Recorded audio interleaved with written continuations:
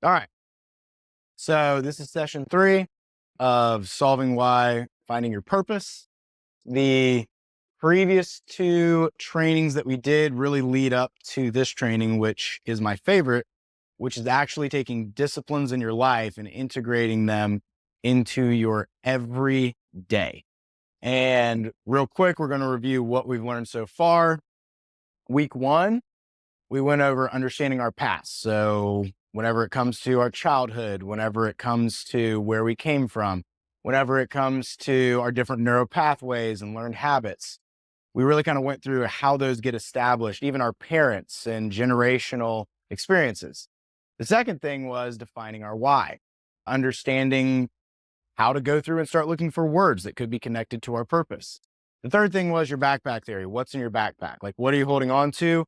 How is it holding your back? And how can you deal with those things moving forward? Week 2, we went over mental, physical, and spiritual well-being and the reason that those things matter in your life. Your mental health, how to break through whenever it comes to journaling, whenever it comes to reading, whenever it comes to transparent conversation, and even going to therapy. Physical health, what you diet, and the fact that your diet is not just about what you eat, it's about what you consume. It's about what you listen to. It's about who you associate with. Also, your exercise, which is your output.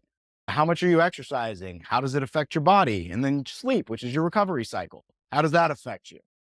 So, we're going to ask 5 questions real quick and kind of review to see what everybody's learned from these sessions. So, if y'all are going to go through and talk about this, and anybody can say it, what are 5 new things that you're grateful for now that you didn't realize before we started? Whenever it came to those questions, those 8 questions, is there a word that keeps on coming back to you?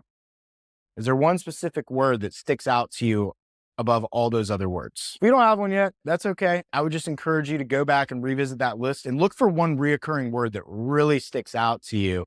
And in the next session, the final session, we'll kind of go through why. What is one mental breakthrough you've accomplished since our last class?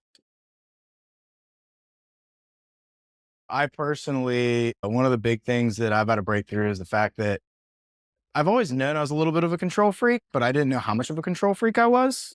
I think especially before I started this course and whenever I revisit it and I go through and I look at where I came from, where my past is, I go back and I really realize more and more how much I have to let go of control to actually have control of my life, which sounds super counterintuitive, especially whenever it comes like I'm not responsible for other people's emotions. I'm not responsible for other people's reactions. Like I'm only responsible in how I react to situations. And that's something that I think over the last 6 months, I've really seen grow more and more in myself is the fact that like, I'm not in control of other people. I'm only in control of myself. And like, that's what God calls me to pay attention to. And that's been a big mental breakthrough for me, especially here recently. It's become more and more prevalent.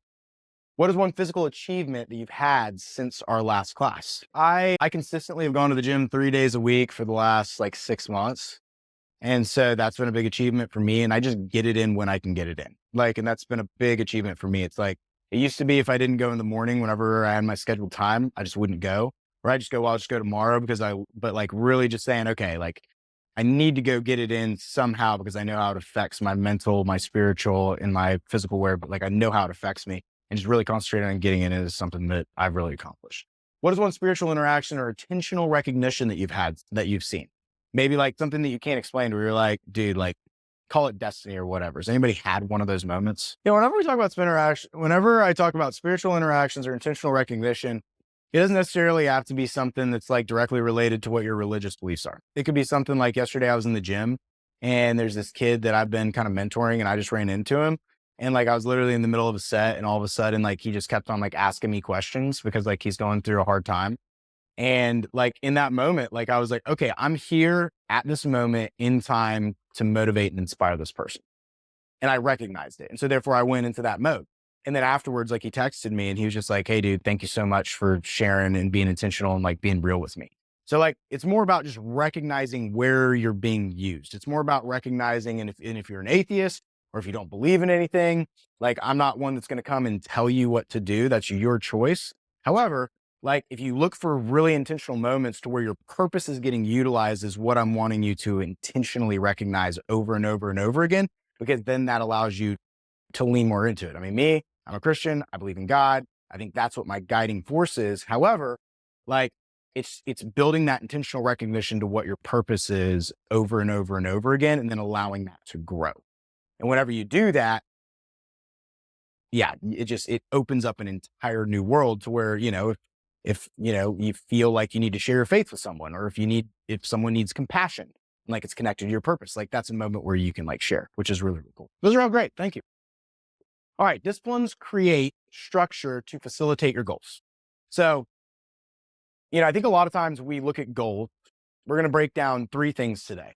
And because a lot of times we look at our goals and we're like, okay, I want to be a billionaire, or I want to be a business owner. I want to be whatever, right? And we set out these very big goals in the future, and we're like, well, how do I get there?